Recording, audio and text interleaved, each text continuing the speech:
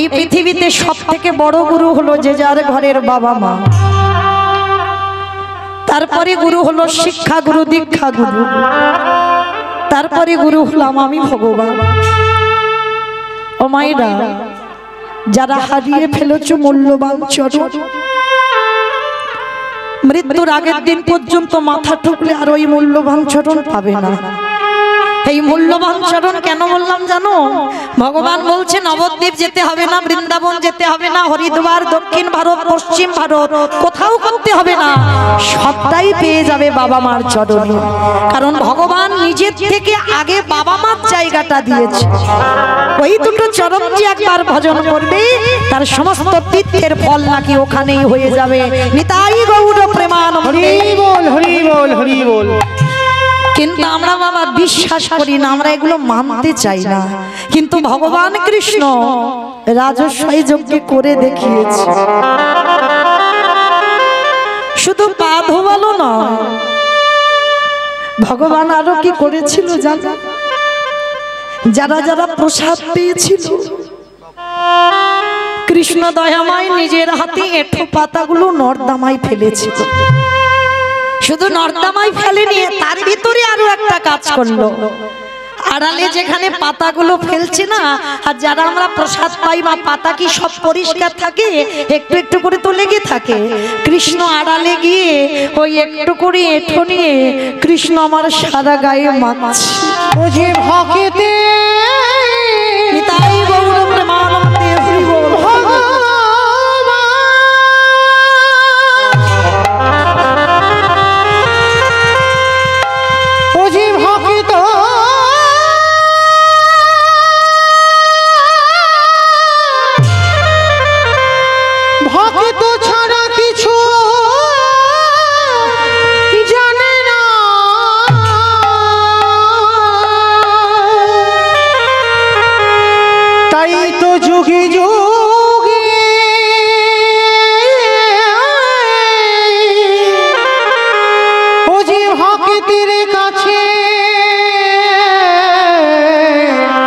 ছুটে আসে। যুধিষ্ঠির মহারাজ আড়াল থেকে দেখছে কৃষ্ণ এঁঠোগুলো মাখছে। দেখা মাত্র যুধিষ্ঠির প্রশ্ন করলো, কৃষ্ণ কৃষ্ণ তুমি ভক্তদের পা ধোয়াচ্ছ, মেনে নেওয়া যায়।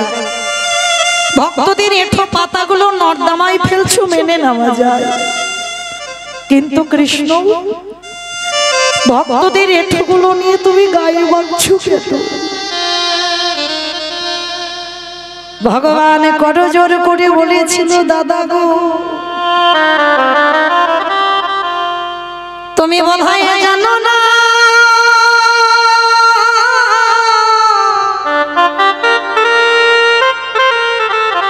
এই জগতে কেউ যদি অন্যায় করে তার সাজায় আমি লিখি, কেউ যদি পাপ করে আমি সিংহাসনে বিচার করি। কিন্তু যে সবার বিচার করে, সে যদি ভুল করে, সে যদি অন্যায় করে, বলো বলো দাদা এই জগতে তার পাপের বিচার করবে কে? যুধিষ্ঠির মহারাজ বলছে, কৃষ্ণ আমি বুঝলাম না, একটু পরিষ্কার করে বলবি? বলে, দাদা সবাই তো অপরাধ করে, সবার বিচার আমি করি, আর যে বিচারক হয়ে ভুল করে তার বিচার করবে কে? তা যুধিষ্ঠির মহারাজ বলছে, কৃষ্ণ তুই আবার ভুল করিস, তুই আবার পাপ করিস? বলে, দাদা আমি তো শুধু পাপী নয়, আমি হলাম মহা মহা মহাপাপী। মহাপাপী? কি এমন পাপ করেছিস? বলে, কেন দাদা, পাপটা আমি এই কৃষ্ণ অবতারে করিনি, করেছিলাম ত্রেতা যুগে রাম অবতারে। রাম অবতারে পাপ করেছিস? কি পাপ? বলে, কেন আমি একটা মুনিপুত্রকে হত্যা করেছি। সে মণিপুত্রটা কে? বলে, বিশ্বেশ্বর মুনির ছেলে, যার নাম ছিল রাবণ রাজা। আর যেই না রাবণ রাজার নামটা শুনেছে, যুধিষ্ঠির খিলখিল করে হেসে উঠেছে। বলে, কৃষ্ণ তুই তো হাসির কথা শোনালি। রাবণের মতো দুরাচারকে মারলে জীবনে পাপ হয়? হ্যাঁ, রাবণের মতো পাপিষ্ঠকে মারলে জীবনে পাপ হয়? কথাটা শুনে বলছে দাদা, এই জগতে সবাই বলে রাবণ ভালো লোক নয়। আমায়রা, রাবণের মতো ভক্ত সোনার লঙ্কায় কেউ ছিল? সবাই বলে না বিভীষণ ভক্ত, বলে না বিভীষণের থেকে হাজার গুণের ভক্তি বেশি ছিল আমার রাবণের। অনেক অনেক ভক্তের আছে দেখবেন বাবা, বাইরেটা খুব কঠিন, মানে বাইরে এমন বাবা রূঢ় ভাষায় কথা বলে মনে হয় লোকটা মোটে ভালো নয়, কিন্তু দেখবেন বাবা তার ভিতরে তার সঙ্গে মিশে দেখবেন তার হৃদয়টা খুব নরম। তার রাবণের চরিত্রটা আমার ঠিক এই রকমের ছিল, যার জন্য তো এই রাবণকে মেরে আমার রামচন্দ্রের অপরাধ হয়েছিল। কারণ কত বড় ভক্ত ছিল জানো রাবণ রাজা? এই যে কয়েকদিন আগে মা দুর্গা পূজা হয়ে গেল, বলো তো দুর্গা পূজাটা করেছিল কে? রাম। যে পূজাটা হলো অকাল বোধন, তাই তো রামচন্দ্র করেছিল। কেন করেছিল? রাবণের মৃত্যুর জন্য।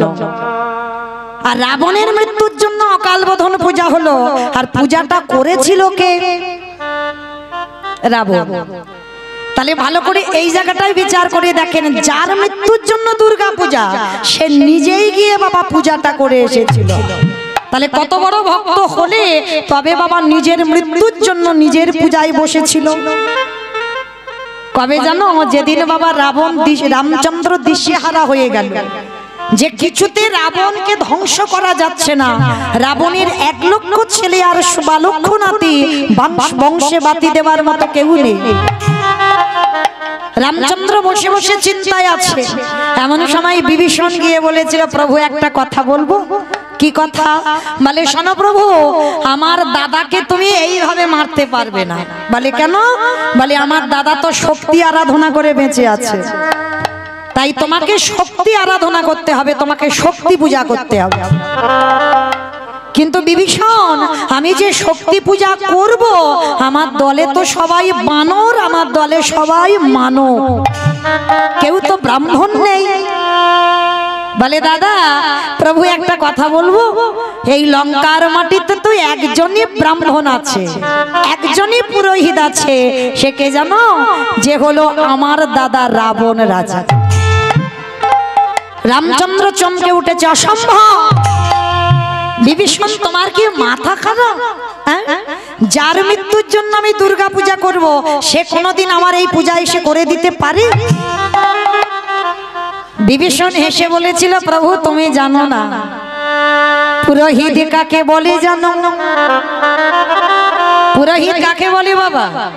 শুধু ওই বৃহস্পতিবারে একটু পুজো করে যাবে, চাল কলা দিয়ে দেবে মনে করলে খুব দিয়েছো না।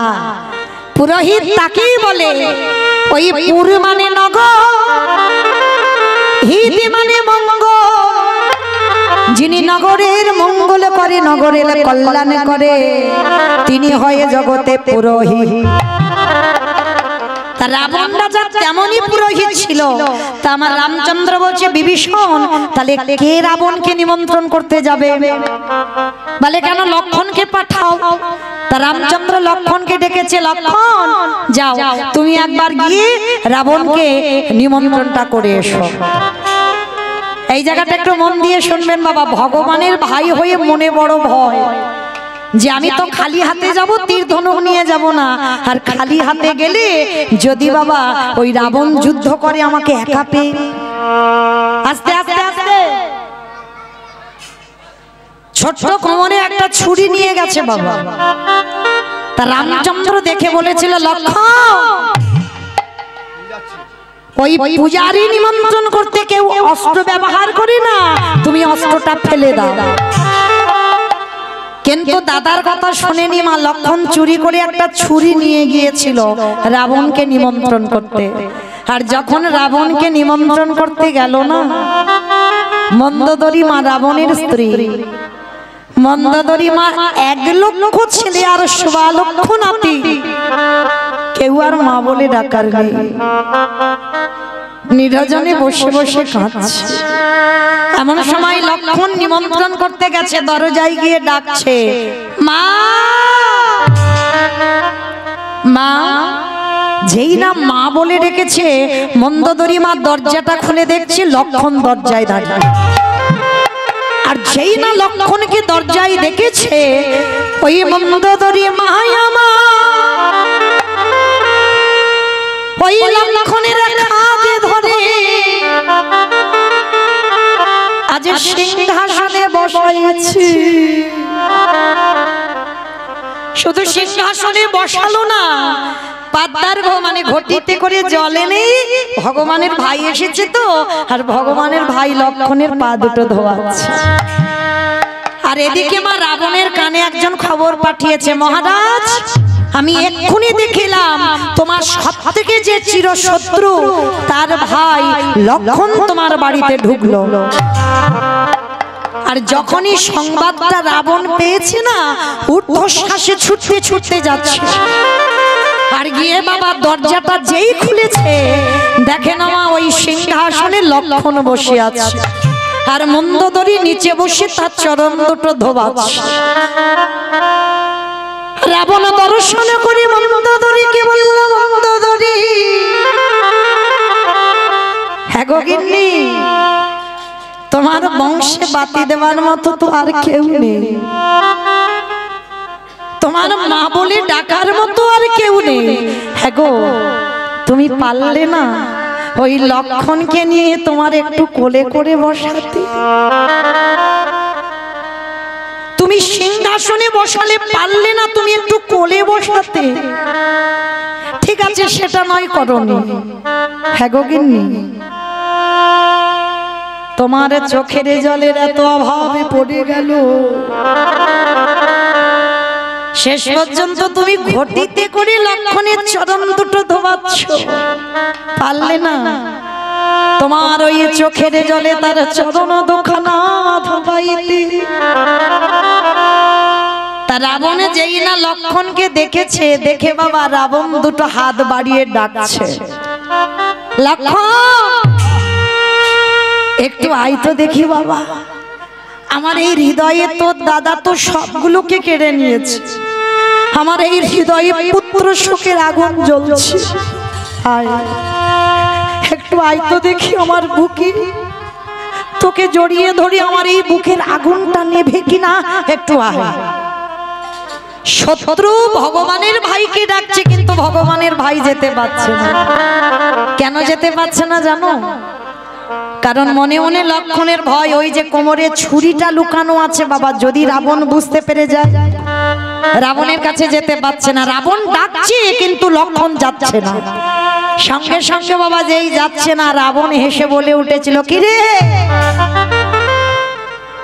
আসছিস না? মানে পুরোহিত নিমন্ত্রণ করতে এসেছিস, আবার কোমরে ছুরি এনেছিস?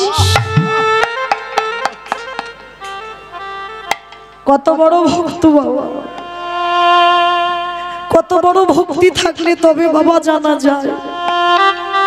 কিরে ফেলে দে, ছুরিটা এনেছিস কেন, ফেলে দে। তা যেই না বলা বাবা, লক্ষ্মণের হাত থেকে ছুরিটা পড়ে গেছে। সব থেকে যে চিরশত্রু রাবণ দুটো হাত বাড়িয়ে বলছে, আয় না একটু আমার বুকে আয় না রে বাবা, দেখি তোকে বুকে নিয়ে আমার আগুনটা নেভে কিনা। ওরে লক্ষ্মণ রে,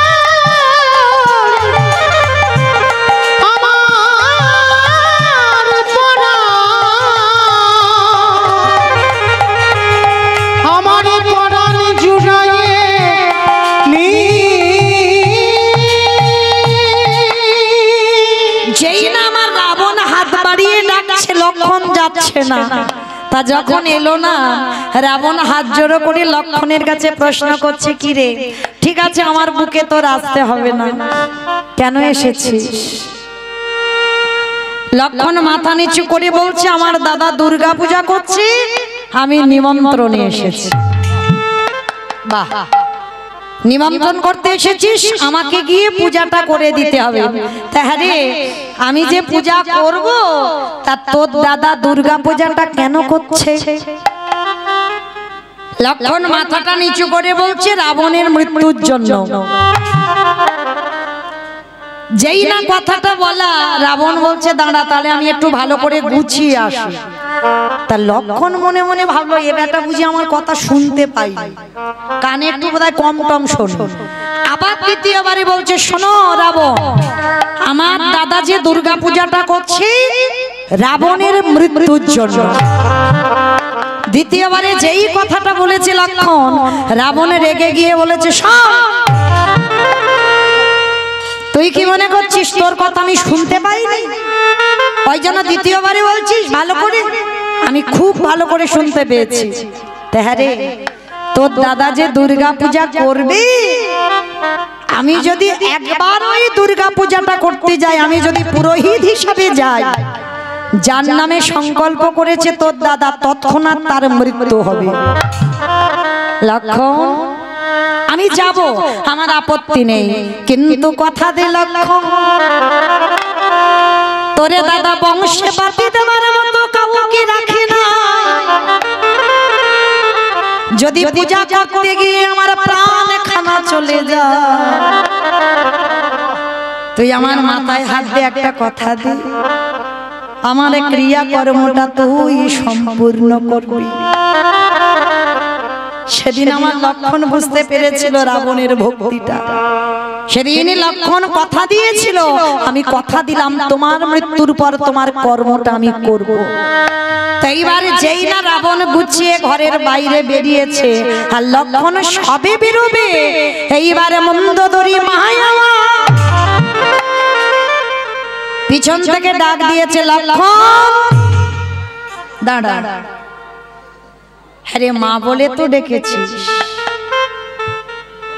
আমার স্তনদুগ্ধ খেয়ে তুই বেঁচে আছিস। বাবা জানেন তো, যেদিন শক্তিশাল বান মেরেছিল লক্ষণকে, বিশল্য করলি পাতা, মৃত সঞ্জীবনী, সতী নারী স্তনদুগ্ধ এগুলো লেগেছিল। আর সতী নারী লঙ্কায় তো একজন, তিনি মন্দোদরী মা। তা মন্দোদরী স্তনদুগ্ধ খেয়ে প্রাণ ফিরে পেয়েছে। হ্যাঁ রে লক্ষণ, তাহলে আমি তোর মা? মানে হ্যাঁ তুমি তোমার মা। বেশ, তা মা যদি হই, স্বামীকে নিয়ে যে চলে যাচ্ছিস, একটা জিনিস চাইবো, তুই দিবি বাবা? বলো মা তুমি কি চাও? আমি তোমার স্তনদুগ্ধ খেয়ে আজকের প্রাণে বেঁচেছি, বলো তুমি কি চাও? খোকা রে, কোন সন্তান কি চায় তার মায়ের শীতের সিঁদুর মুছে দিতে? কোন সন্তান কি চায় তার মায়ের হাতের শাখা ভেঙে দিতে?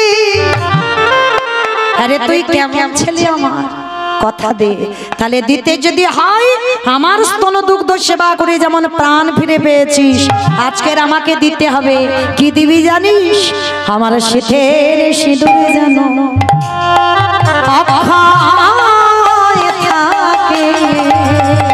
আমি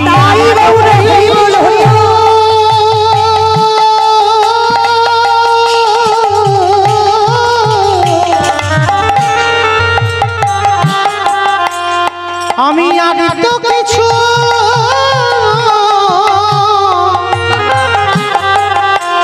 চাই না,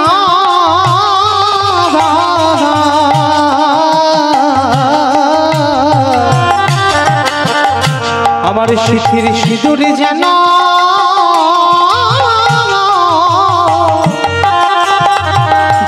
অক্ষয় থাকে।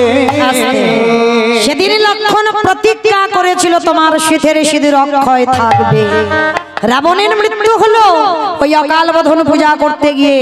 তারপরে বিভীষণের সঙ্গে আবার দ্বিতীয়বার মন্দোদরী মার বিবাহ হলো।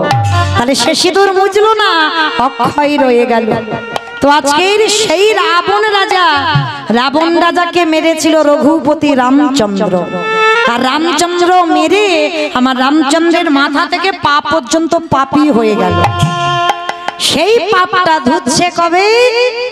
ত্রেতা যুগে ধুতে পারলো না বাবা, এসে দ্বাপর যুগে কৃষ্ণ অবতারে যুধিষ্ঠির রাজস্বয় যজ্ঞে। অমাইরা যেখান থেকে গিয়েছিলাম আবার ফিরলাম তো, মনে পড়ছে? তাহলে চলো, তাহলে সেই রাবণকে মেরেছিল, পাপী হয়েছিল, আজকের কৃষ্ণ অবতারে যুধিষ্ঠির যজ্ঞে ভক্তদের চরণ ধোয়ার ব্যবস্থা করেছে। তাহলে এইটুকু শুনে কি বুঝলাম? কি এরকম করে কি বলা যায়? ও মাঝে মাঝে ঘুরবো, আচ্ছা ঠিক আছে, মাঝে মাঝে ঘুরছি, ঠিক আছে, অভিমান করো না। তাহলে এইটুকু শুনে, এতটুকু শুনে আমরা কি বুঝলাম? মানুষ মাত্র অপরাধ করব, ভগবান যদি করে আর আমরা করব না, পাপ ফেললেই পাপ। তাহলে কেউ যদি আমরা অপরাধ করে ফেলি, একটা সাধুগুরু বৈষ্ণবের চরণ ধৌত করা, তাও যদি না করো বৈষ্ণবদের একটু এঁঠো পাতা পরিষ্কার করো, তাও যদি না পারো বৈষ্ণবদের উচ্ছিষ্ট একটু ভালো করে গায়ে মেখে নাও। আর যদি নিতে পেরেছ, কোটি কোটি জন্মের অপরাধ থেকে মুক্তি পাবো পাবো পাবো। এইবার কৃষ্ণ যজ্ঞের দরজায় বাবা দাঁড়িয়ে আছে, মানে প্রথম দরজায়। অগ্নিদেব, পবনদেব, বরুণদেব, ইন্দ্র, ইন্দ্রাণী, ব্রহ্মা, সাবিত্রী, শিব, দুর্গা সব পরপর লাইন দিয়ে আছে। এইবার একে একে আসে, কৃষ্ণ পা ধোবায় যজ্ঞের ভিতরে প্রবেশ করে। এমন সময় জগৎজননী মা দুর্গা বাবা ভোলানাথকে ডাকছে, প্রাণনাথ, ও প্রাণনাথ এদিকে এসো। কারণ বাবা তো সব সময় রেডি হয়ে আছে, পাগল পাগল ভাব। তা মা দুর্গা ডেকেছে, প্রাণনাথ তুমি অত চঞ্চলত হইও না, শোনো কৃষ্ণ পা ধোবাচ্ছে, চলো পা দুটো ধুইয়ে নিয়ে এবার আমরা। বাবা ভোলানাথ হেসে বলল, পার্বতী তোমার কি মাথা খারাপ? কৃষ্ণ পা ধোবাবে আর আমার মতো পাপীর পা দুটো বাড়িয়ে দেব? শোনো, তোমার যদি এত ধোয়াবার ইচ্ছা হয় তো তুমি লাইনে দাঁড়াও, আমার কৃষ্ণ তো আমার পা ধোয়াতে পারবে না। এইবার মা লাইন থেকে বাবা ভোলানাথ বেলাইনে চলে গেছে। আর আড়ালে গিয়ে বাবা ভোলানাথ কি করেছে জানো? দুম করে একটা কুকুর হয়ে গেছে। কুকুর হয়ে মনে মনে চিন্তা করছে, বাবা সব থেকে প্রভু ভক্ত হচ্ছে আমাদের কুকুর, যত জগতে পশু পাখি আছে এইবার কুকুরের মতো প্রভুর চরণ সেবা কেউ করতে পারবে না, প্রভু ভক্তই কুকুর। তো এইবার কুকুর কি করেছে? মনে মনে ভাবছে, কৃষ্ণ তোমার চোখে ধুলো দিয়ে আমি যজ্ঞের ভিতরে ঢুকবো। কিন্তু বাবা এই জায়গাটা আমার বৈষ্ণব ঠাকুরের একটু বোঝার ভুল হলো। কি ভুল? দেবরাজ ইন্দ্র গুরুপত্নী হরণ করলো বলে, অহল্যার সতীত্ব নাশ করলো বলে দেবরাজ ইন্দ্রের শরীরে একটা অভিশাপ দেওয়া হলো, তোর সর্বাঙ্গে হবে ভোগ চিহ্ন। আর গৌতম মুনি সেটা পরবর্তীতে আশীর্বাদে দিল, তোর সহস্র চোখ হয়ে দাঁড়াবে। তার মানে ভোগ চিহ্নটা সর্বদেহেতে চোখ হবে। কিন্তু মা ইন্দ্রের থেকে তো আমার কৃষ্ণের শরীরে চোখ আরো বেশি। কি বাবা বেশি নয়? কে কীর্তন শুনছে, কে শুনছে না, কে গল্প করছে, কার শুধু খাবার দিকে মন, আর কে বসে বসে আমি কিচ্ছু দেখতে পাচ্ছি না, আমি কি করে দেখবো? কিন্তু ওই যে ছেলেটা বাঁশিটা বাজাচ্ছে, ঠিক আছে, খাতা কলমে হিসেব করে পৌঁছাবে না? তাহলে কৃষ্ণের শরীরের লাখো লাখো কোটি কোটি চোখ চারদিকে ঘুরে বেড়াচ্ছে, কে কি করছে দেখে। হ্যাঁ, তো এইবার কৃষ্ণ কি করেছে বাবা? হেঁট হয়ে পা ধোয়াচ্ছে। পা ধোয়াতে গেলে কি দাঁড়িয়ে দাঁড়িয়ে ধোয়া যায়? মাথাটা নিচু করতে হবে। পা ধোয়াচ্ছে আর বাবা ভোলানাথ কুকুর হয়ে পেছন থেকে এক পা দুপা করে আসছে, আর মনে মনে করছে কৃষ্ণের চোখে ধুলো দিয়ে যজ্ঞের ভিতরে ঢুকবো। এইবার যেই না বাবা ওই কুকুর হয়ে সবে পায়ের মাঝখানটা ফাঁকা মতো দেখেছে, আর ওই পায়ের মাঝখান দিয়ে সবে আমার ভোলানাথ মাথাটাকে, আর যেই না দেবা কৃষ্ণ আমার দুটো হাঁটু নিয়ে কুকুরের কানের কাছে চেপে। এইবার দেখ কেমন লাগে। এইবার যত কানের কাছে চেপে ধরে কুকুর কি করবে? কেউ কেউ করবে না? বারবার বলছে কৃষ্ণ ছেড়ে দে, কৃষ্ণ ছেড়ে দে, কৃষ্ণ ছেড়ে। বলে ছাড়বো বলে ধরি নাই। হে বৈষ্ণব গোসাই, হে বৈষ্ণব গোসাই, তোমার মতো বৈষ্ণবের দুটো পা ধোবালে বোধ হয় কম হতো। তাই তো কৃপা করে করুণা করে তুমি আমার জন্য আরো এক্সট্রা দুটো জুড়ে দিয়েছো। আমার বুঝতে পেরেছো? শিব ঠাকুরের কটা পা? দুটো। আর কুকুরের পাঁচটা। পাঁচটা পা। ওর ডায়মন্ড হারবারে বাড়ি, তোর বাড়ি বোধহয় পাঁচটা পা হয়, চারটে। তাহলে ভগবান কি বললে, হে বৈষ্ণব, তোমার মতো বৈষ্ণবের দুটো পা ধোয়ালে আমার জীবনে কম হতো। তাই দাহু দাহু ছাড়ো নিতাই গৌর হরি চরণে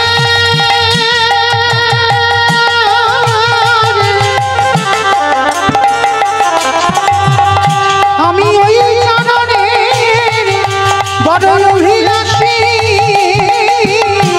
দাও দাও চরণ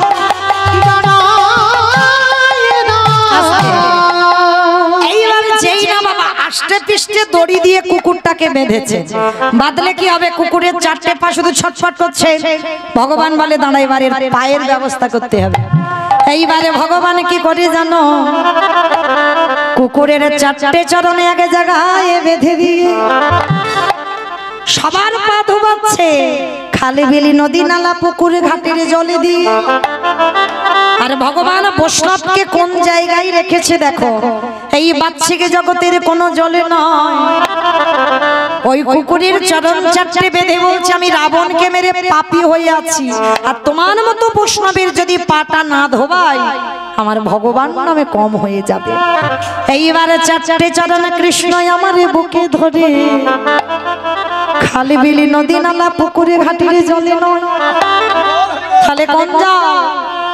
কৃষ্ণ আমার চোখের জলে চরণ ধোবাইছে। নিতাই গৌর হরি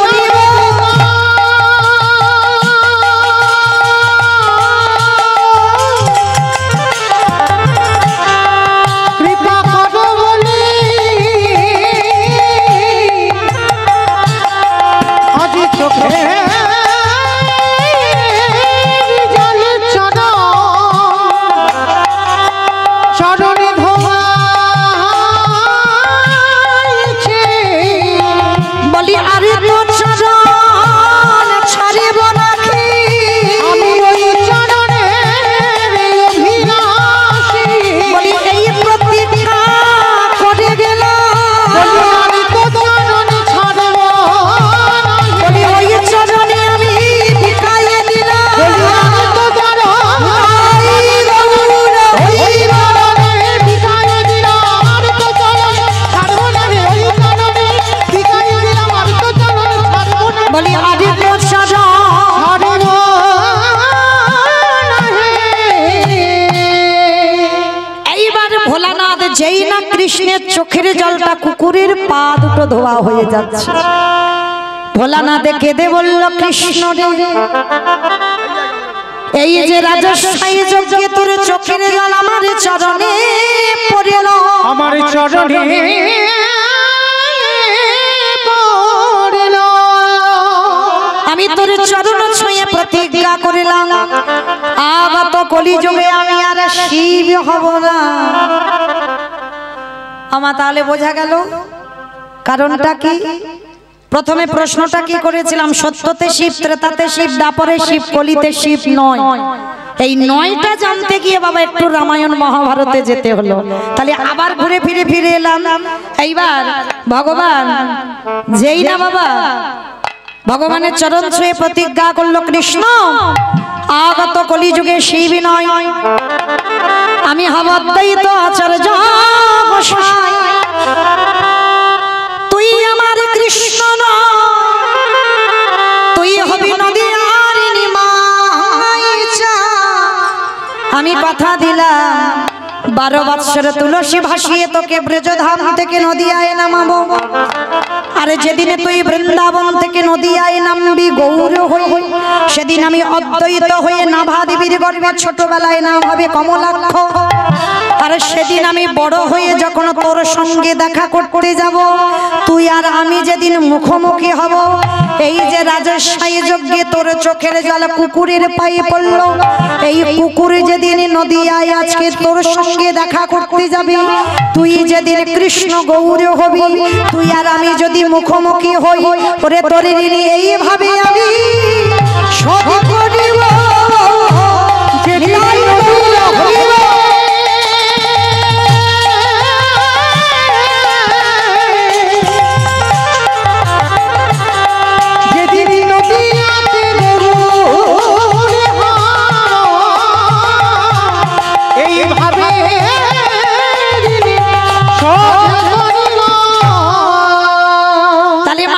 পরিষ্কার বোঝা গেল যার জন্য পৃথিবীতে কারোর ডাকে এলো না, একেবারে শান্তিপুরে বুড়ো মালির ডাকে আসতে হলো। আর এসে কি করলো, কেহ বলে পুরাণেতে রাবণ বধিলা, কেহ বলে পুরাণেতে আমা উলু কই মাঠে মাঠে দাও দেখি একবার, কেহ বলে পুরাণেতে রাবণ বধিলা, কেহ বলে পুরাণেতে গোড়ারে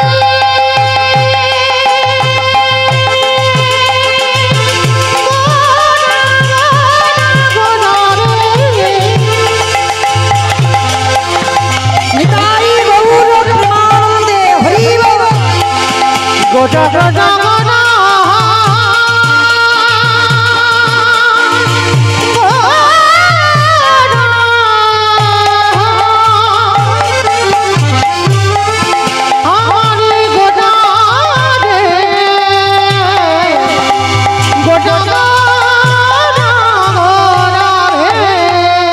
কেহ বলে পুরাণেতে রাবণ বধিলা, বলে পুরাণেতে রাবণ বধিলা, গোলকের বৈভব লীলা প্রকাশ করিলা, ওই গোলকের বৈভব লীলা প্রকাশ করিলা, গোলকের বৈভব লীলা প্রকাশ করিলা, শ্রী রাধার ভাবে গোড়ায় অবতার, রাধারে ভাবিবে গোড়ায় অবতার, শ্রী রাধারে ভাবিবে গোড়ায় অবতার, শ্রী রাধারে ভাবিবে গোড়ায় অবতার, হরে কৃষ্ণ নামে গৌর করিলা প্রচার, এবার হরে কৃষ্ণ নাম গৌর করিলা প্রচার, হরে কৃষ্ণ নাম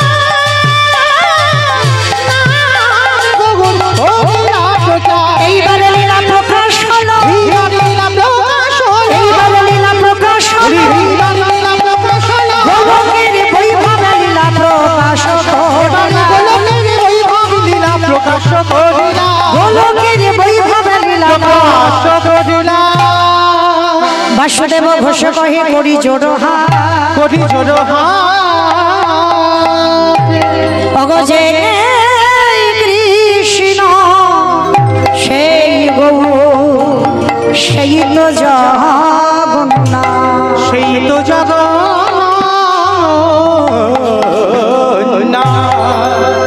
আহা বাসুদেব ঘোষে কহে বাণী লীলা প্রকাশ হলো,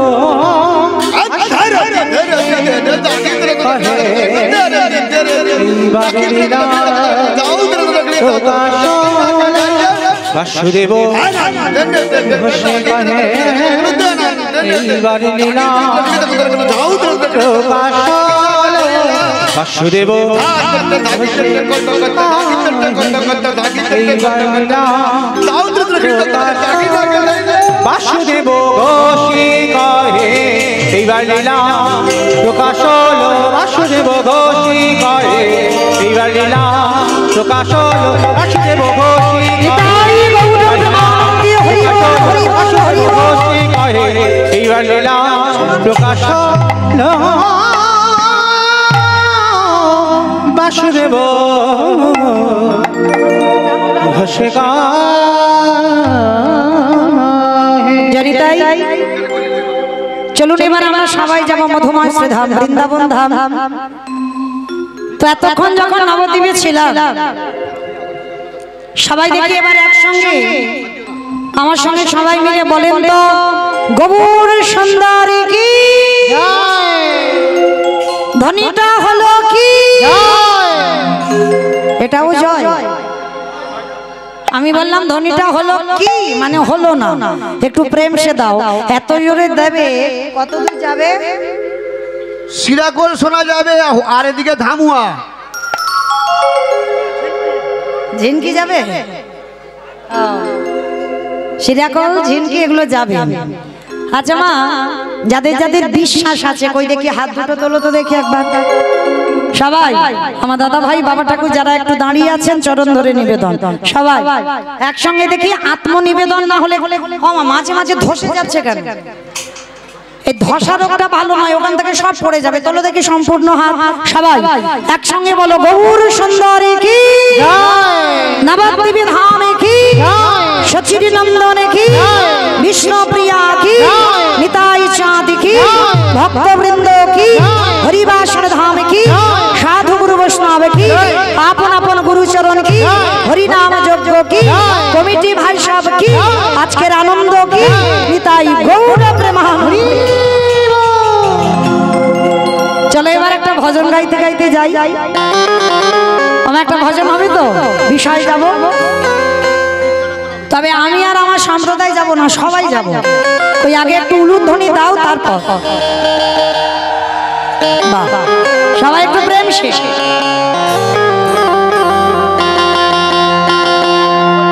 রাখালি রাজা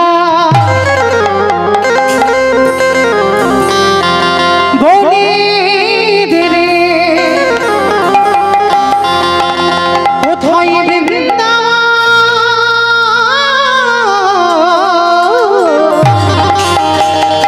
শ্যামী কুণ্ড রাধা কুণ্ড গিরি গৌরে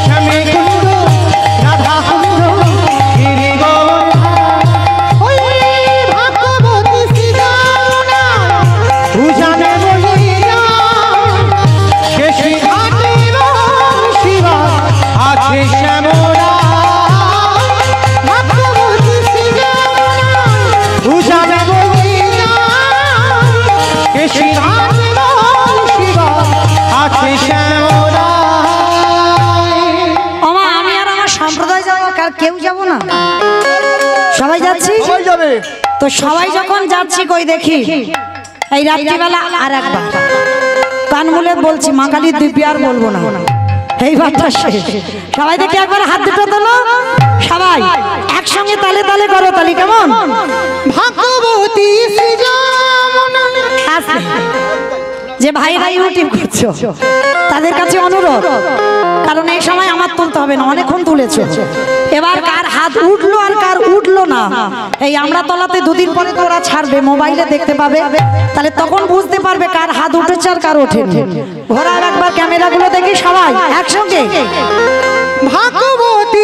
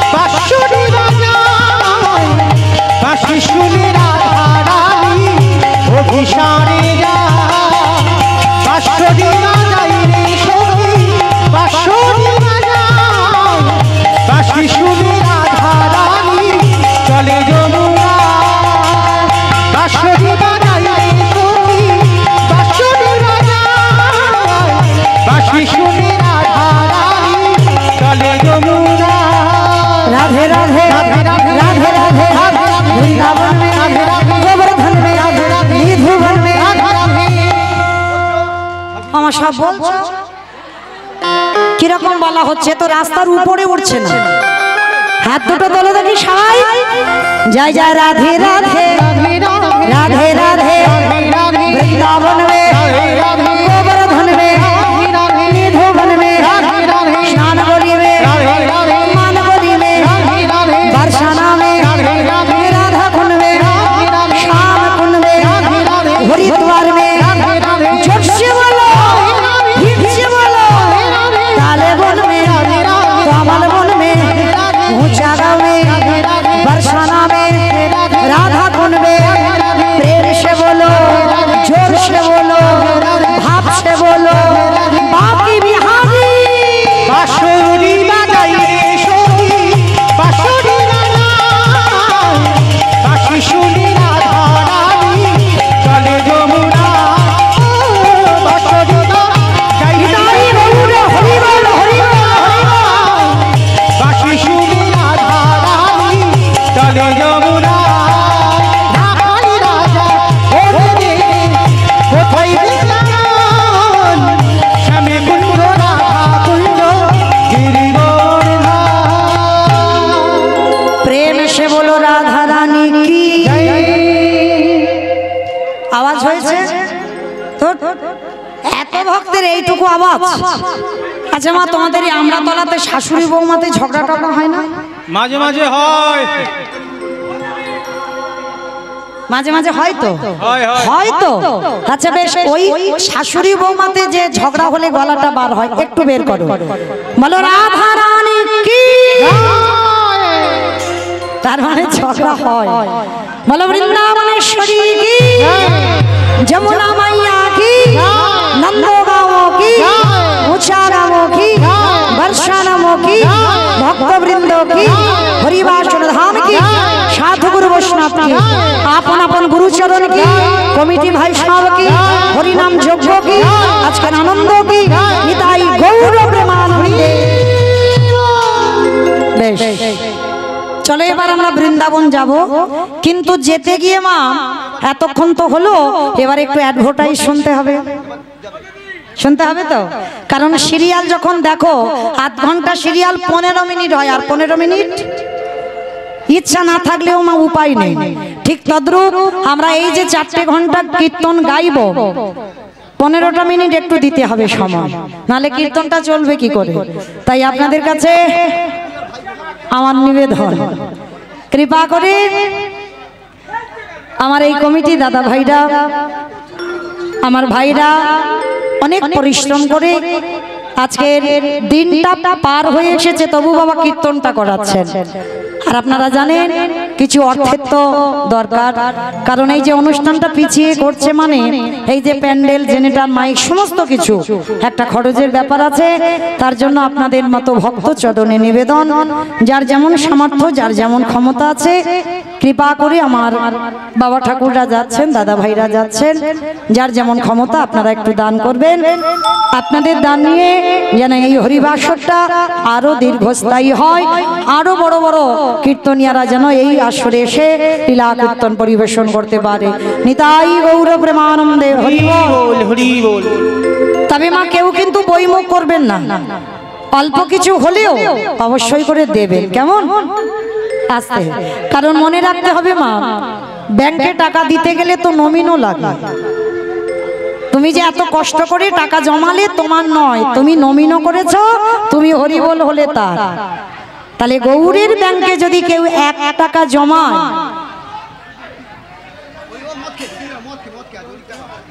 যদি কেউ 1 টাকাও জমায়, সে জমানো টাকা বাবা তোমার এই 1 টাকার বিনিময়ে 1 লাখ টাকা কোন দিন ভগবান দিয়ে দেবে।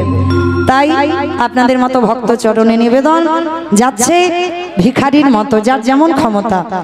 তবে মা দেখো যেন ওই ঝনঝন আওয়াজটা যেন একটু না হয়, একটু বেশি বেশি ব্যবস্থা করুন, কেমন। আর কেউ যদি 500 1000 আমার গোবিন্দ সেবার জন্য দিতে পারেন, আমার কাছে আসবেন, আমি তার নাম ঠিকানা অবশ্যই আমার সঙ্গে সঙ্গে সারা জগৎ, শুধু আমার ভারত নয় বাংলাদেশের লোকও জানবে যে এই আমরাতলার হরিবাসরে ভগবত সেবায় অন্তত কেউ 500 1000 টাকা আমার গোবিন্দকে ভালোবেসে, রাধারানীকে ভালোবেসে দিয়েছে। কেউ যদি এত ভক্তের মধ্যে কোনো দাদা ভাই বা দিদি ভাই থাকেন, 500 টাকা বা 1000 টাকা যদি কেউ আমার রাধারানীকে ভালোবাসেন কৃপা করে একটু আমার ভিক্ষার ঝোলাতে একটু দিয়ে যাবেন। আপনাদের দান নিয়ে এই হরিবাসরটা আবার নতুন করে আরো বড় যেন হতে পারে, এইটুকু প্রার্থনা আমার রাধারানীর কাছে। তো যাই হোক, তো আমি আশা করব বাবা রাত 12টা পর্যন্ত আছি, যদি একজন ভক্ত পারেন অন্তত 500 বা 1000 আমার রাধারানীকে ভালোবেসে, আমাকে নয় আমার রাধারানীর সেবার জন্য যেন কেউ অন্তত আগিয়ে আসে আমার গোবিন্দর জন্য। নিতাই গৌর প্রেমানন্দে হরি বল। হরি বল। তো চলেন আজকের আমরা সবাই পৌঁছে গেলাম মধুময় শ্রীধাম বৃন্দাবন ধাম। আর এই মধুময় শ্রীধাম বৃন্দাবন ধামে গিয়ে আমরা আজকের আস্বাদন করব ভগবান কৃষ্ণচন্দ্রের গুরুদেব, যে গুরুদেবের নাম ছিল সন্দীপন মন্ডল। আজকের আমাদের লীলা আস্বাদন হবে পুত্র দিয়ে বৈষ্ণব সেবা। বেশ দেখেছো, আমার ইচ্ছা নয়, আমার রাধারানীর ইচ্ছা।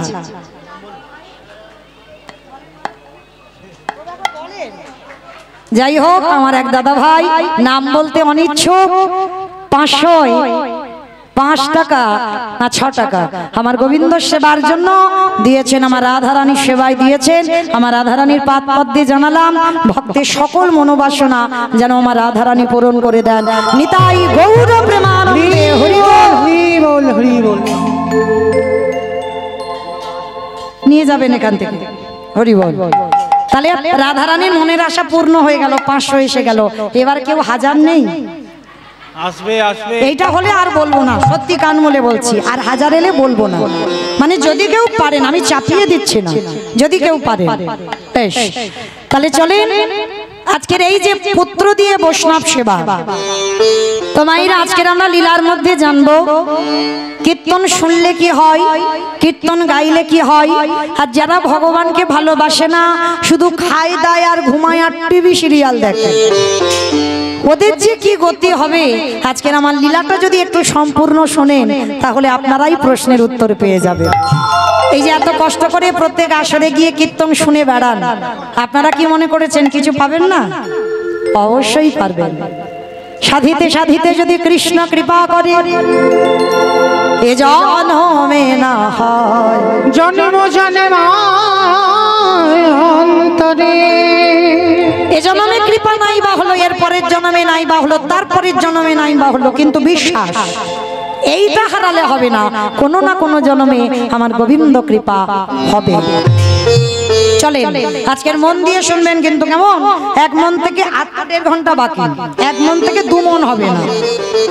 আর লীলার শেষে মা আমার 2টো প্রশ্ন থাকবে, উত্তর নেব তারপরে আমি যাব। আর উত্তর যদি না দিতে পেরেছো, তাহলে রাসলীলার দলও উঠবে না, আমি গাইতেই থাকবো। দেবেন তো? বেশ, তাহলে সেইভাবে শুনবেন, কেমন? দেবর্ষি নারদ একদিন মনে মনে চিন্তা করলেন, অনেকদিন মরতে যাই না, আজ আমি একটু মরতে যাব। আচ্ছা বাবা, মর্ত কোনটা? উপরেরটা, উপরে। উপরটা নাকি মর্ত? নিচেরটা নাকি মর্ত? হ্যাঁ, যেটাই বসে আছেন। উপরটা তো স্বর্গ, নিচে বললে পাতাল, তাহলে যেটাই বসে আছেন আর যেটাই আমি দাঁড়িয়ে আছি। তো দেবর্ষি নারদ নেমেছে মর্তের মাটিতে। মর্তধামের একজন মা, হাতে শাঁখা আছে, স্টিতেতে সিঁদুর আছে, আলতা পেরে শাড়ি পরে আছে। নারদকে দেখতে পেয়েছে, আরে অনারদ, এদিকে এসো, এদিকে এসো, এদিকে এসো তো দেখি। যেই না নারদকে ডেকেছে, নারদ এসে হাজির হয়েছে। মর্তধামের মা নারদের কাছে করজোর করে বলছে, নারদ, আচ্ছা যারা যারা ভগবানকে ডাকে, যারা যারা ভগবানকে ভালোবাসে, যারা যারা ভগবানকে সেবা পূজা করে, ও নারদ, তার শেষ জীবনে কি দুর্গতি হয় গো? দেবর্ষি নারদ বলছে, মা আমি ভগবানের কাছে থাকি, আমি ভগবানের নাম কীর্তন করি বিনাতে, কিন্তু কোনোদিন আমার মাথায় তো এই প্রশ্নটা জাগেনি যে ভগবানকে ডাকলে আমার গতিটা কি হবে। সে কি নারদ, তুমি ভগবানের কাছে থাকো, তুমি জানো না, তাহলে কে জানবে? বলে, মা তুমি একটু দাঁড়াও, আমি যাব আমার বাবার কাছে, উত্তরটা নিয়ে তোমাকে বলে যাব। আর নারদের বাবাকে ব্রহ্মা, তাই এবার মর্তধামের মাকে বলছো মা তুমি একটু দাঁড়াও, আমি যাবো আর প্রশ্নটা জেনে তোমাকে বলবো। তা মর্তধামের মা বলছে না রো তুমি যেন ভুলে যেও না, কেমন প্রশ্নের উত্তরটা আমাকে অবশ্যই করে দিয়ে যাবে। তো আজকের বিনাটা করে নিয়ে ব্রহ্মলোকে গেছে পিতার কাছে। পিতা পিতা, যারা যারা ভগবানকে ডাকে, যারা যারা ভগবানকে ভালোবাসে, সেবা করে, ভক্তি করে, শ্রদ্ধা করে, তার শেষ জীবনের গতিটা কি হয়? চতুর্মুখী ব্রহ্মা বললেন নারদ, হে প্রশ্নের উত্তর তো আমার জানা নাই। সে কি আমি জানি না, তুমি আমার বাবা জানো না, তাহলে জানে কে? বলে একজন জানলে জানতে পারে, যে গাঁজা ভাঙ খায়। ওমা কে গাঁজা খায়? তোমাদের আমড়াতলায় কেউ খায় না?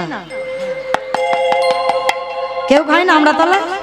অনেকে খায় তো, কই তাদের নাম বললে না কেন? আচ্ছা বাবা তো ত্রিলোকের বৈষ্ণব, কোন গ্রন্থে পেয়েছেন বাবা যে আজকে ভগবান বসে বসে গাঁজা খাচ্ছে? কেউ দেখেছেন গাঁজা খেতে বাবাকে? তাহলে দেখেননি, কোন সাহসে বললেন বাবা গাঁজা খায়? বাবা গাঁজা খায় না, গাঁজা তো দাও, বাবা তো ভূত পেতনি নন্দী ভিঙ্গিকে খাওয়াবে বলে নেয়। বাবা বৈষ্ণব, আর আমরা যারা বৈষ্ণব পদ অবলম্বন করেছি মা, আমাদের একটা চা পর্যন্ত খাওয়া বর্জন। মানে আমাদের গুরু মহারাজদের আদেশ, একটা চা পর্যন্ত আমাদের খাওয়া যায় না, কেন? ওটা নেশার মধ্যে পড়ে যায়। তাহলে আমরা যদি বৈষ্ণব পদ অবলম্বন করে একটা চা যদি না চলে, তাহলে বাবা পরম বৈষ্ণব হয়ে তিনি গাঁজা খায় কি করে? এইগুলো ভুল। কোনদিন বাবার নামে বদনাম রটেছে, বাবা গাঁজা খায় না, বাবা বৈষ্ণব। বাবার একটাই তো নেশা, যেটা হলো হরি নামের নেশা। এইবার যেই নাম আর ব্রহ্মা নারদকে বলছে, নারদ একজনই জানতে পারে, বাবা ভোলানাথ। বলে চলো তার কাছে যাই। আমার শিব ঠাকুরের বাড়ি কোথায়? বাহ, আমি গাইবো কি বাবা, আমার থেকে তো মুখস্থ বেশি। তাহলে বাবার বাড়ি কৈলাস। তো কৈলাসে গিয়ে নন্দী ভিঙ্গিকে ডেকেছে, নন্দী আই ভিঙ্গি। আরে বাবা কোথায় গেল? চারিদিকে খুঁজে বেড়াচ্ছে, বাবাকে দেখতে পাচ্ছে না। হাই যা, গেল কোথায় বাবা? সঙ্গে সঙ্গে ব্রহ্মা নারদ বাবাটা দুজনে ধ্যানে বসেছে। আর ধ্যানে বসে দেখছে বাবা তো কৈলাসে নেই। কৈলাসের থেকে বাবার আরো একটা জায়গা খুব প্রিয়। বলো তো কোন জায়গা? বা শ্মশান। ধ্যানাযোগে দেখছে বাবা। আচ্ছা মা, শিব ঠাকুরের বাহনটা কি? ইঁদুর। ইঁদুর ইঁদুর? ওটা তো গণেশের বাহন, মানে ষাঁড়, মানে বৃষ। বাহ, আমার একটা কথা বলি, ছোটবেলায় না আমার মা আমাকে রেখে কীর্তনে যেত। তা তখন আমার ঠাকুমা বলতো, নাতনি গল্প বলবো, তোর মা তো গান ছেড়ে রাত্রিবেলা আসবে, তো সারা রাত আমি গল্প বলবো, কিন্তু মাঝে মাঝে হু দিতে হবে। এই হু দিলে মা তবে গল্প বলতে আর গল্প শুনতে ভালো লাগে। তাহলে আমি সেই এসেছি অনেকটা দূর থেকে আপনাদের চরণে, আজকের ভগবানের লীলা গাইবো আর আপনারা শুনবেন। আর আমি যদি শুধু একা একা বলে যাই, এই যে রাত গড়াচ্ছে, তাহলে কি হবে? আমার যাওয়া পর্যন্ত সব কারোর আর খুঁজে পাওয়া যাবে না। ওই জন্য মা আমি একটু কথা বলতে ভালোবাসি। একটু হু হা না দিলে তাহলে কীর্তন শুনতে বা বলতে ভালো লাগবে না, তাই না? আগে আপন হতে হবে, তবে তো কীর্তন হবে। আর আমি যদি মা শুধু কীর্তনিয়ার মতো কীর্তন গেয়ে যাই বড় ধ্যান দিয়ে, তাহলে কীর্তন হবে কি? হবে না। তাহলে আগে আপন হতে হবে, তবে কীর্তন হবে। তো চলে, তো আজকে নারদ আর ব্রহ্মা ধ্যানাযোগে দেখছে বাবা ষাঁড়ের পিঠে চড়েছে। আর ষাঁড়ের পিঠে চড়ে কি করছে জানো? বাবা ঘুরে বেড়ায় ষাঁড়ের পিঠে। ও বাবা চড়ে বেড়ায় ষাঁড়ের পিঠে। বাবা বুড়ো শিব গো, বাবা বুড়ো শিব, বাবা বুড়ো শিব গো, বাবা বুড়ো শিব। বাবা চড়ে বেড়ায় ষাঁড়ের পিঠে, বাবা ঘুরে বেড়ায় ষাঁড়ের পিঠে। আরে বাবা বড় শিব গো, শিব গো, ওই মন্দিরে বাবা বুড়ো শিব গো, মন্দিরে বাবা বুড়ো শিব। শ্মশানে মশানে থাকে চাই ভক্ত গায়ে মাখে, শ্মশানে শ্মশানে থাকে চাই ভক্ত গায়ে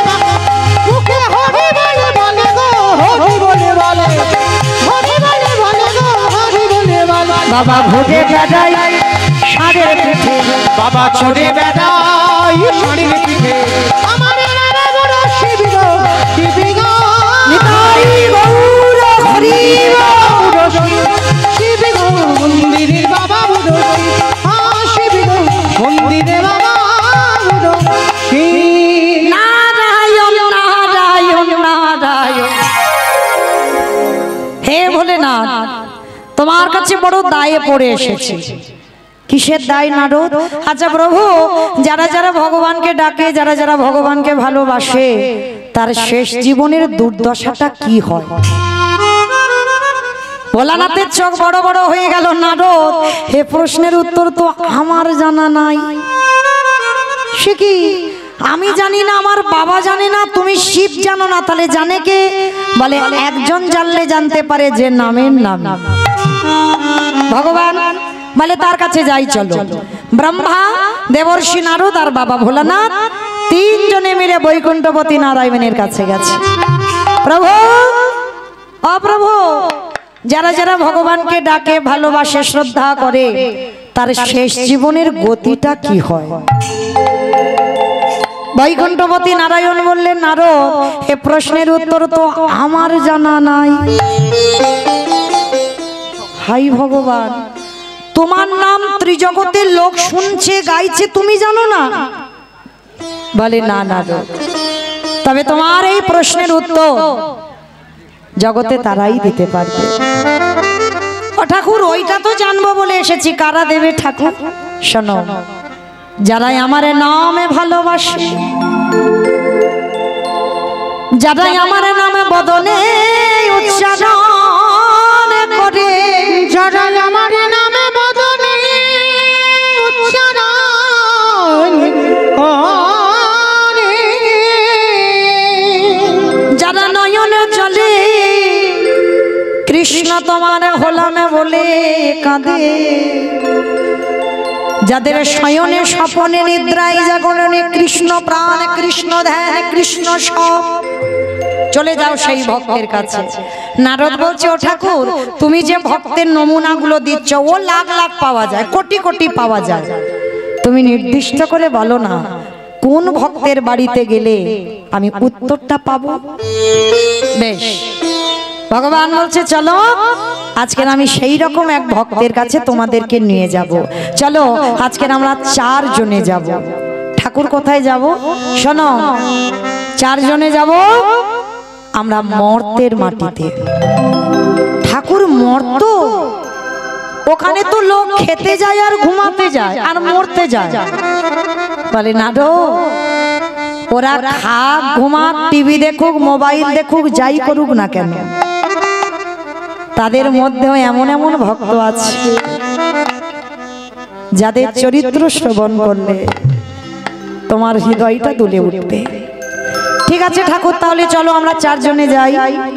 4 জনে বৈষ্ণব সেজেছে। কারণ মা, ভগবান হঠাৎ যদি এখানে দুম করে দাঁড়ায়, দেখবার নয়ন আছে আমাদের সবার, কেউ কানা হব, কেউ খোঁড়া হব, কেউ বোবা হয়ে যাব। ওই জন্য ভগবান সবসময় ছদ্মবেশে আসে। ভগবান নিজ রূপে কোনোদিন আসবে না, আর তুমি সেরূপ কোনোদিন দেখতে পাবে। আজকের ভগবান ব্রহ্মা, বিষ্ণু, মহেশ্বর আর নারদ 4 জনে বৈষ্ণব রূপ ধরে সন্দীপনী মনির দরজায় এসেছে। আর যেই না দরজায় এসেছে, আর এই সন্দীপনী মনি থাকেন কোথায়? মথুরা জেলার অন্তর্গতে অবন্তীনগর গ্রাম। আর এই অবন্তীনগর গ্রামে ভগবানের পরম ভক্ত বাস করে, যার নাম হলো সন্দীপনী মনি। তাই সন্দীপনী মনি বাবা, কৃষ্ণ, বলরাম, সুদামা এরা সবাই পড়াশোনা করে বড় হয়েছে, বিদ্যাভ্যাস করেছিলেন সন্দীপনী মনির আশ্রমে। তা ভগবান আজকের গুরুদেবকে পরীক্ষা করছে। কিরকম পরীক্ষা দেখেন মা? এই রকম পরীক্ষা যেন কোনো ভক্তের জীবনে না হয়। একটু মন দিয়ে শুনবেন, কত বড় পরীক্ষার মুখে দাঁড় করিয়েছিল ভক্তকে। এই সন্দীপনী মনি প্রতিদিন মা ব্রহ্ম মুহূর্ত, ব্রহ্ম মুহূর্ত কাকে বলে? সূর্য উদয়ের 1 ঘন্টা 36 মিনিট আগে। কি গো মায়েরা, নিয়ম সেবা তো চলছে, দামোদর মাস, ওঠো তো ভোরের বেলা। পরিক্রমায় যাও আর ভগবানের চরণে দীপদান করছো তো নাকি? কতজন করছেন একবার হাতটা তোলেন দেখি। বাবা অনেক ভক্ত দীপদান দিচ্ছেন, তো যারা দিচ্ছেন না তাদের চরণ ধরে বলি কৃপা করে কৃষ্ণ সেবার জন্য দেহ যে ভগবান এত সুন্দর হাত দিল, পা দিল, দুটো কর্ণ দিল, দুটো চোখ দিল, বদন দিল, তাহলে কিসের জন্য? কিসের জন্য আপনারা এখনো নীরব হয়ে আছেন শুধু মায়ামোহ সংসারে পড়ে? কৃষ্ণ ভজিবার তরে সংসারে আইন, মিশে মায়ায় বদ্ধ হয়ে বৃক্ষ সম হইল। কৃষ্ণ ভজব বলে এলাম, কিন্তু না ভজে আমরা সবাই মায়ার দাস হয়ে যাচ্ছি। তাই সন্দীপনী মনির জীবন চরিত্রটা একটু শ্রবণ করে দেখে। প্রত্যেক দিন এই সন্দীপনী মনি ভোরের বেলা যাই যমুনায় স্নান করতে, আর যমুনায় স্নান করে মা ভিজে কাপড়ে দরজার ধারে বসে কাঁদে। কেন কাঁদে জানো? এই ভগবানের গুরুদেবের একটা সংকল্প ছিল। কি সংকল্প? যেমন বাবা আমরা অনেকেই 1 মাস ব্রত সংকল্প করেছি, আমরা হবিষণ্ণ পাই, ফল আহার করি, এগুলো ব্রত, মানে সংকল্প করা হয়েছে ব্রতটা শুরু করার আগে। তা সন্দীপনী মনির জীবনে যতদিন বাঁচবে তার একটাই সংকল্প। কি সংকল্প? না প্রতিদিন ওই ব্রহ্ম মুহূর্তে স্নান করে সবার আগে আমি একটা অতিথি সেবা দেব। অতিথি সেবা দেওয়ার পরে মাধুকরি করে এনে আমি আমার ভগবানকে ভোগ লাগাবো, তারপরে আমি সেই প্রসাদই পাবো। আর যেদিন অতিথি সেবা না হয় সেদিন আমার ভগবানকেও সেবা দেয় না, আর সেদিন নিজেও সেবা পায় না। তা আজকের আমার ভক্ত ওই দরজার ধারে ভিজে কাপড়ে বসে বসে কাঁদছে, দয়াময় আমার দুয়ারে একটা অতিথি পাঠাও। ভগবান কৃপা করে সকালবেলা 3 জন বৈষ্ণব পাঠিয়েছে, আর বৈষ্ণব সেবা দিয়ে ভিক্ষা করে যা কিছু জোগাড় করেছে আমার ভগবানের চরণে নিয়েছে। আমার ভগবানের চরণে গিয়ে জানাচ্ছে, দয়াময় সেই ছোট্টবেলা থেকে তোমায় ভালোবাসছি, যেদিন থেকে আমার জ্ঞান হয়েছে সেদিন থেকে আমি তোমার চরণে দেহ মন প্রাণ অর্পণ করেছি। তোমায় ডাকতে ডাকতে আজ আমার নিজের যাবার সময় হলো। দন্ত পড়ে গেল, কেশ পাক ধরলো, শরীরের চামড়া আলগা হলো। তুমি কি পারো না একবার কৃপা করে আমায় দেখা দিতে? দয়াময়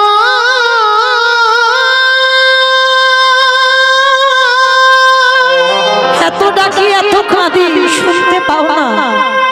দেখা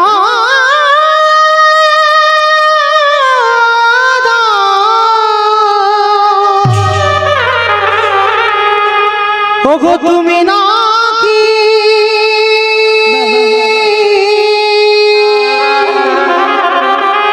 করুণা করুণা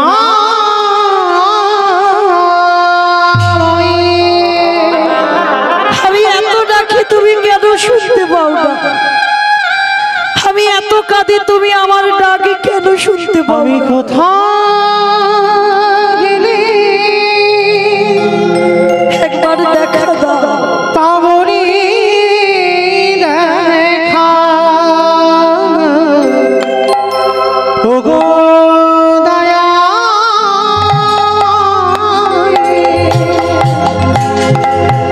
আমি কোথায় গেলি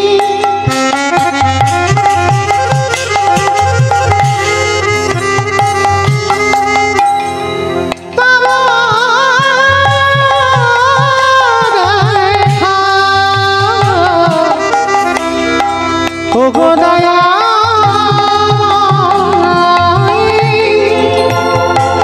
নয়নে জানে বলো না ঠাকুর। ডাকলে নাকি